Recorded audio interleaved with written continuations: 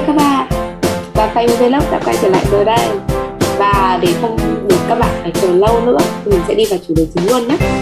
Thực ra là dạo gần đây, sau khi mà mình đăng ký thành công để được vào làm thực tập sinh của Liên Hợp Quốc, và có rất là nhiều bạn hỏi về làm cách nào để vượt qua được vòng phỏng vấn, làm cách nào để apply hồ sơ, làm cách nào để biết được cơ hội có thể làm việc ở đây.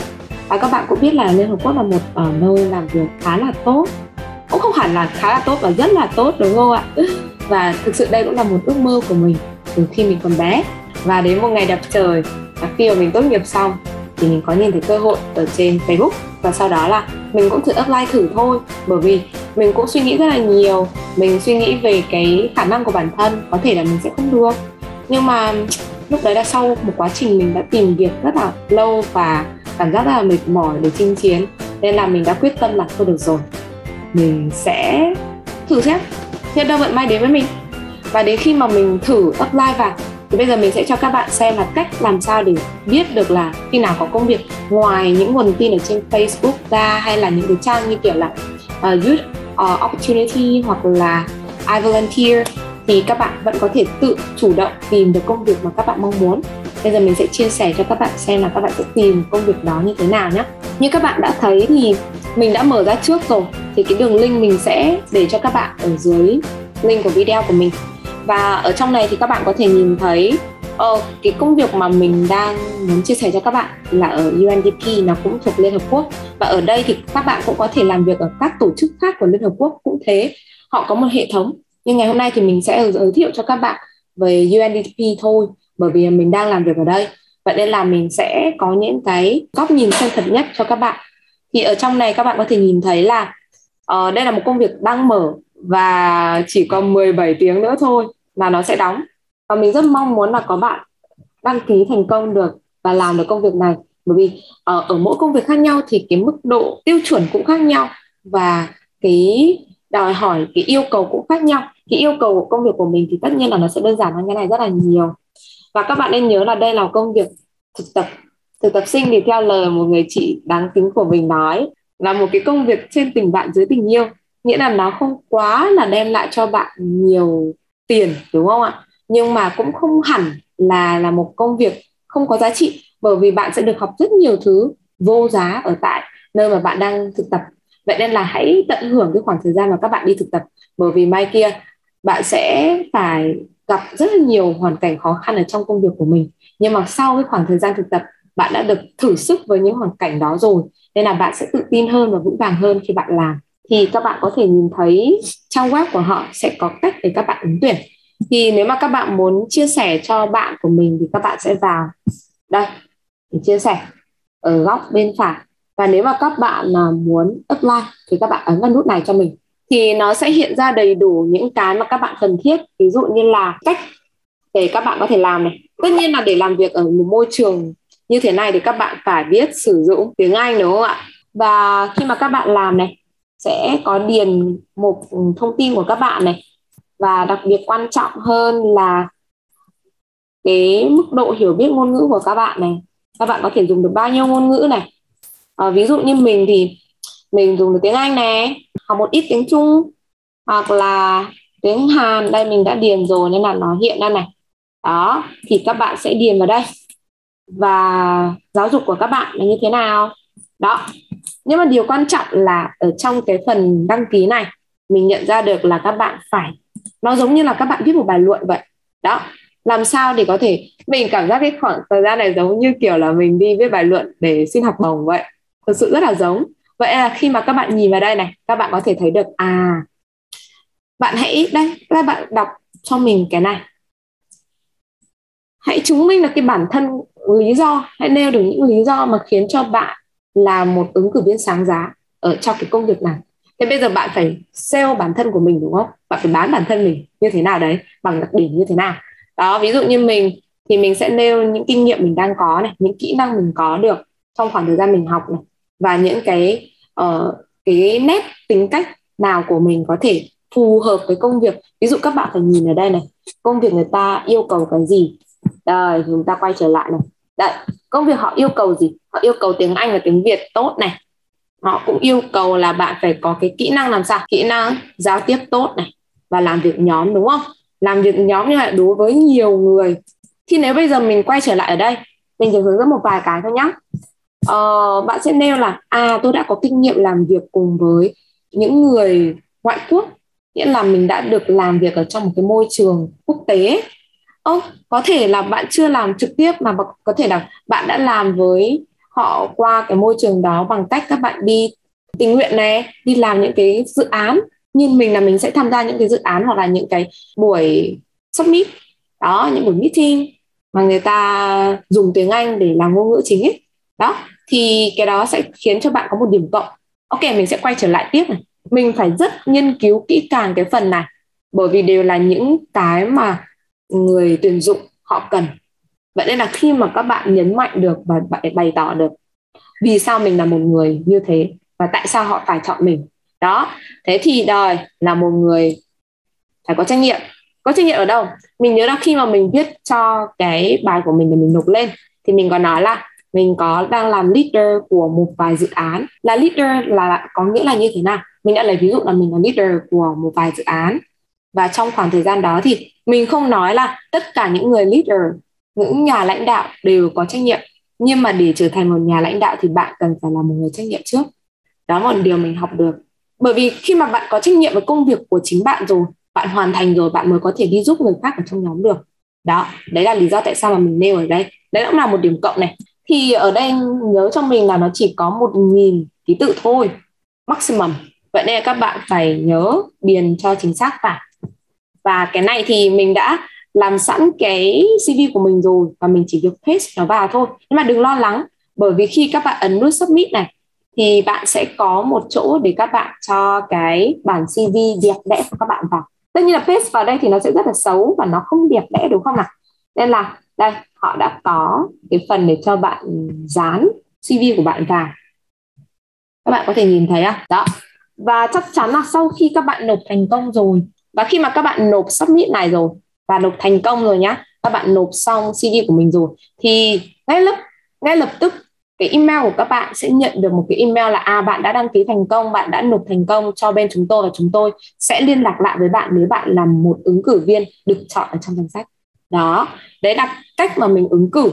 Mình mong là các bạn đã hiểu cách để có thể đăng ký ở trên website. Mình sẽ gửi link này ở dưới, ok? Thực ra thì nếu mà nói về cơ duyên để có thể được vào UNDP làm việc thì mình thấy đó cũng là một quá trình chiến đấu không ngừng nghỉ chứ. Mình nghĩ là để các bạn đạt được một cái gì đấy thì các bạn phải chắc chắn nghĩ là mình sẽ đạt được nó là một. Thứ hai là mình phải có niềm tin vào bản thân. Và thứ ba là tự tin. Mình đã học được từ một người chị đã thành công với công việc này trước đó rồi. Đó là chị Linh. Và chị có nói với mình là sau khi mà chị bày cho mình rất nhiều tip rồi thì chị có nói với mình một câu là thực ra chị thấy cái quan trọng nhất ấy, đó chính là tự tin. Khi mà em đã tự tin vào bản thân rồi thì sẽ không có cái gì là em phải lo lắng cả. Thì thật sự là mình đã khi mà nhận được mail của bên UNDP thì mình đã rất là vui mừng, bởi vì chỉ ít là mình đã sale bản thân mình thành công. Khi mà mình nhận được mail là mời phỏng vấn ấy, mình đã rất là vui rồi, bởi vì mình đã đi được một nửa chặng đường rồi. Đấy là mình rất là mong muốn cơ hội được chạm đến nhà xanh không còn xa nữa. Nhưng mà mình cũng tự hiểu được rằng đã có rất nhiều ứng cử viên cũng rất sáng giá giống như mình ở trong cái shortlist đấy. Vậy nên làm cách nào để khiến cho bản thân của mình là người được chọn? Vậy nên là điều quan trọng chính xác là ngày mà các bạn đi phỏng vấn, đúng không ạ? Mình thì mình phỏng vấn online, thì mình không biết là sau này các bạn sẽ phỏng vấn là online hay là trực tiếp. Nhưng mà trong thời điểm dịch bệnh như thế này thì chắc chắn là sẽ phỏng vấn online rồi. Và phỏng vấn online thì có một chút hơi khó khăn một chút, đó là nó hơi áp lực một tí. Bởi vì là khi mà phỏng vấn online các bạn sẽ phải cười nhiều như thế này, cười như này. Đó, lúc nào cũng cười hết. Cười, mình nhớ là mình cười không đủ, mình phải làm cho người khác cười nữa. Vậy là mình đã làm cho các chị phỏng vấn mình cười thoải mái luôn. Và mình khiến cho cái bầu không khí đấy nó trở nên cũng vui vẻ theo. Và mình thấy là cái điều quan trọng ấy, khi mà để chuẩn bị cho cái buổi phỏng vấn đó, mình đã không chỉ hỏi tip ở người chị đã dạy cho mình, mà mình còn xem ở trên mạng nữa, tìm kiếm ở trên mạng. Thì khi mà các bạn nhận được email của họ rồi thì họ sẽ gửi cho bạn một cái guideline để các bạn biết là phỏng vấn ở đây nó khác ở phỏng vấn bên ngoài như thế nào. Thực ra là mình cũng rất là muốn cho các bạn biết được là phỏng vấn này nó khác biệt với phỏng vấn bên ngoài như thế nào. Sau một vài những thất bại của bản thân khi mà bị tạch phỏng vấn ở nhiều nơi, và cuối cùng mình đã đạt được ước mơ như thế này, và mình thấy là thực sự là đây là một nơi tốt nhất để mình làm. Thứ nhất là phỏng vấn ở đây khác với phỏng vấn bên ngoài một điểm là họ sẽ dựa vào khả năng xử lý tình huống của các bạn. Ví dụ như là bình thường thì khi mà các bạn đi phỏng vấn thì các bạn sẽ được hỏi một câu hỏi là giới thiệu về bản thân này, xong rồi những gì mà các bạn kinh nghiệm các bạn có này, và hỏi một vài câu liên quan đến công việc, đúng không? Nhưng mà đa số là họ sẽ hỏi về kinh nghiệm của bạn. Nhưng ở đây họ sẽ không hỏi về kinh nghiệm của bạn đâu.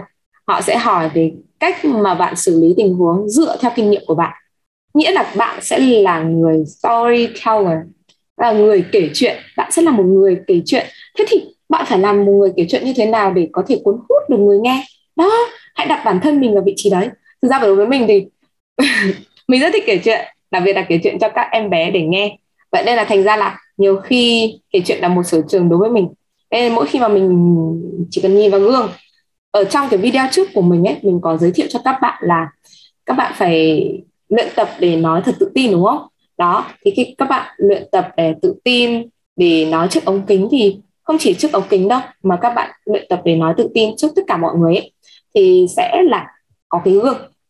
Trước mặt các bạn là có một cái gương, và các bạn sẽ phải nói chuyện với các bạn ở trong gương như thế.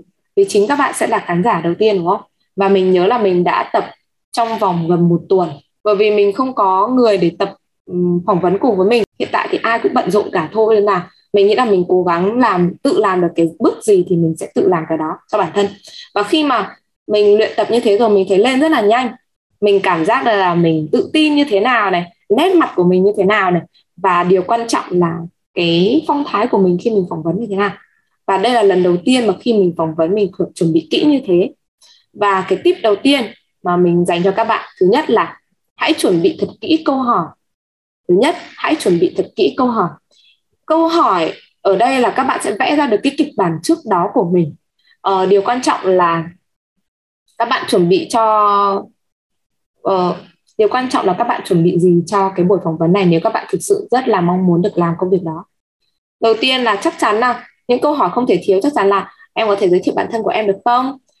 Mình nhớ là câu hỏi đầu tiên mà mình được hỏi đó là em có thể giới thiệu bản thân của em và nói cho chị biết là em biết gì về UN không? Liên Hợp Quốc thì nó không quá xa lạ với chúng ta, nhưng mà để nói về Liên Hợp Quốc thì lại là một điều khác, đúng không ạ? Để nói về Liên Hợp Quốc thì nó có khá nhiều, gọi là mình phải cố gắng tìm hiểu hơn một chút. Thực ra nó cũng dễ thôi, mình không có quá nhiều thời gian để có thể nói nhiều, đúng không? Vậy nên là thứ nhất là chuẩn bị câu hỏi này, thì có một vài câu hỏi khá là dễ gặp này. Thứ nhất là em có thể giới thiệu bản thân, và tất nhiên các bạn phải chuẩn bị một vài cái liên quan đến Liên Hợp Quốc, những cái đặc điểm liên quan đến Liên Hợp Quốc. Như mình thì khi mà mình trả lời câu hỏi thì có phần là giới thiệu, sau khi giới thiệu bản thân mình xong ấy, thì mình còn nói là thực ra từ bé em đã rất là quan tâm đến những vấn đề của trẻ em. Vậy nên là em đặc biệt rất là quan tâm đến Liên Hợp Quốc và UNICEF của Liên Hợp Quốc. Và em thực sự rất muốn làm việc ở đây, bởi vì em cảm giác được là em và Liên Hợp Quốc có chung một sứ mệnh, và chung một sứ mệnh ở trong tương lai. Và mình rất muốn được giúp đỡ cộng đồng đó, kiểu như thế. Bởi vì trên thực tế là Liên Hợp Quốc họ luôn luôn tập trung vào giá trị của con người, và mình mong là những cái câu trả lời của mình sẽ khiến cho họ thấy được là mình cũng quan tâm về những giá trị của con người, chứ không phải về những cái khác. Đó, nghĩa là các bạn có thể có ít nhất là tạo được thiện cảm cho người phỏng vấn các bạn, đúng không ạ? Đấy là điều thứ nhất. Hãy vẽ ra một kịch bản cho bản thân. Vẽ ra một kịch bản, nhưng mà nó phải liên quan đến cái câu hỏi, liên quan đến những cái khả năng của các bạn trong công việc. Công việc của mình đòi hỏi là có một sự kỹ càng trong công việc, và nó cũng khá là lặp đi lặp lại, khá là giống nhau ấy. Nên là sẽ rất là sợ khi mà mình bị chán công việc đấy. Thì mình nhớ như in câu hỏi của mình là em là một con người nhìn toàn cảnh, hay là một con người chú ý đến chi tiết. Mình không trả lời mình chọn người như thế nào, mà mình sẽ nói là mình là cả hai.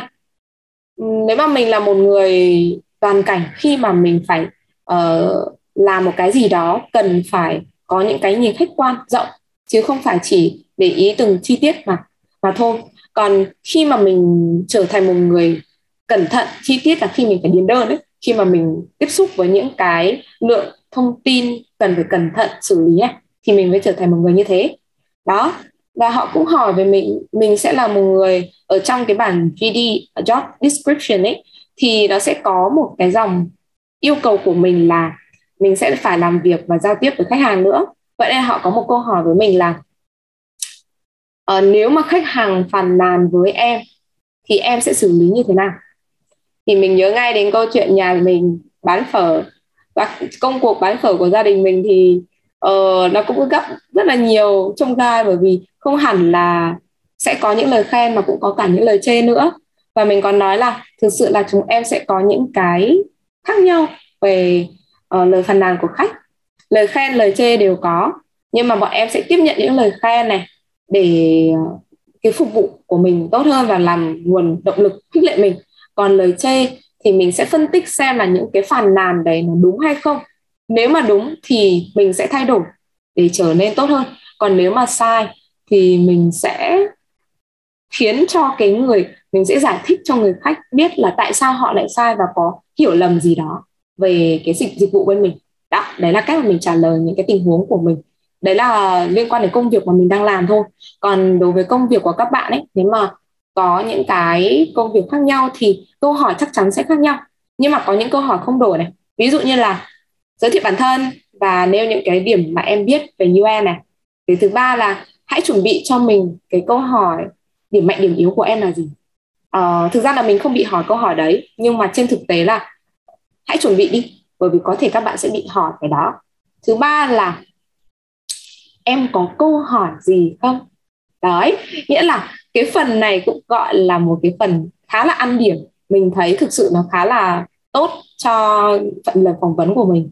Bởi vì là trước đó thì mình cũng đã phỏng vấn rất nhiều nơi, nhưng mà mình không hề có câu hỏi gì cho nhà tuyển dụng cả. Mình đều không, em không có gì cả, cảm ơn là xong thôi. Nhưng mà lần này mình đã thấy là thực sự để trở thành một người chuyên nghiệp thì các bạn nên có câu hỏi với nhà tuyển dụng. Các bạn có thể hỏi bất kể điều gì mà các bạn cảm giác là mình chưa rõ, mình cần phải làm rõ thêm. Ví dụ như là lúc đó mình có hỏi là về thời gian làm việc như thế nào.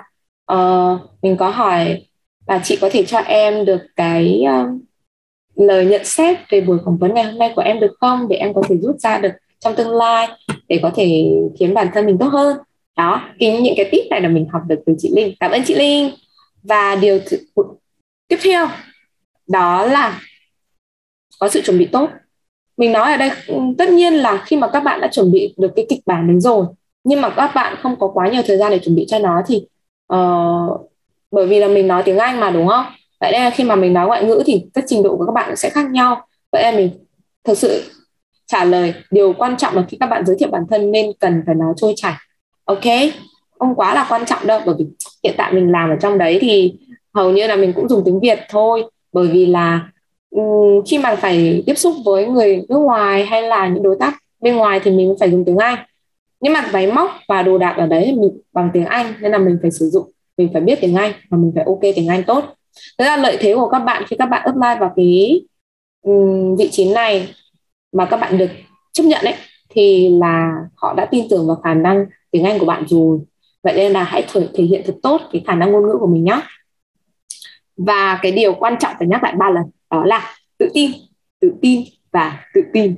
Đó, tự tin là một yếu tố rất quan trọng khi mà các bạn làm bất cứ việc gì cả. Và nếu các bạn chưa biết tự tin như thế nào thì hãy xem video của mình làm thế nào để tự tin nhé. Đó, thế thì khi mà tự tin rồi thì các bạn không phải lo.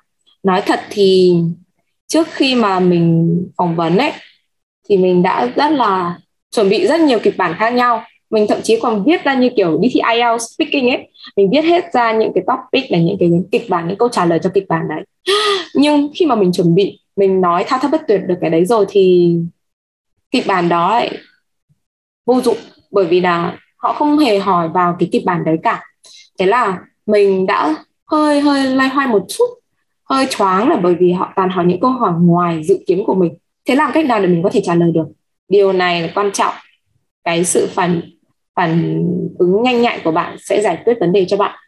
Đừng lo lắng, bởi vì hãy luôn nghĩ trong mình là khi mà bạn trả lời những câu hỏi phỏng vấn của họ ấy, thì nó sẽ như kiểu các bạn đang kể một câu chuyện thôi.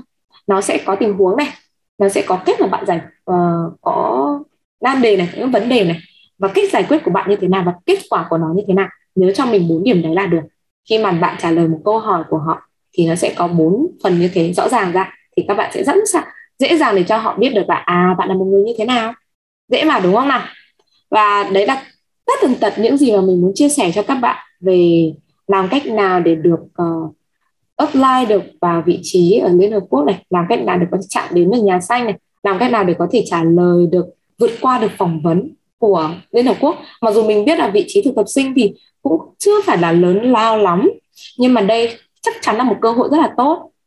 Kể thêm cho các bạn nhé, đây là phần bonus của mình, đó là về cái không gian và làm việc ở tại nơi này. Nếu mà nói về không gian thì lần đầu tiên mình đến mình rất là choáng ngợp. Ở bên ngoài thì nhìn rất là bình thường thôi, nhưng mà khi các bạn bước vào bên trong rất là tiên tiến, tất cả mọi thứ đều rất tự động hóa. Và điều quan trọng là khi mà bạn có một môi trường làm việc tốt rồi ấy, thì đồng nghiệp cũng rất là quan trọng. Các chị hướng dẫn mình rất là tận tình luôn.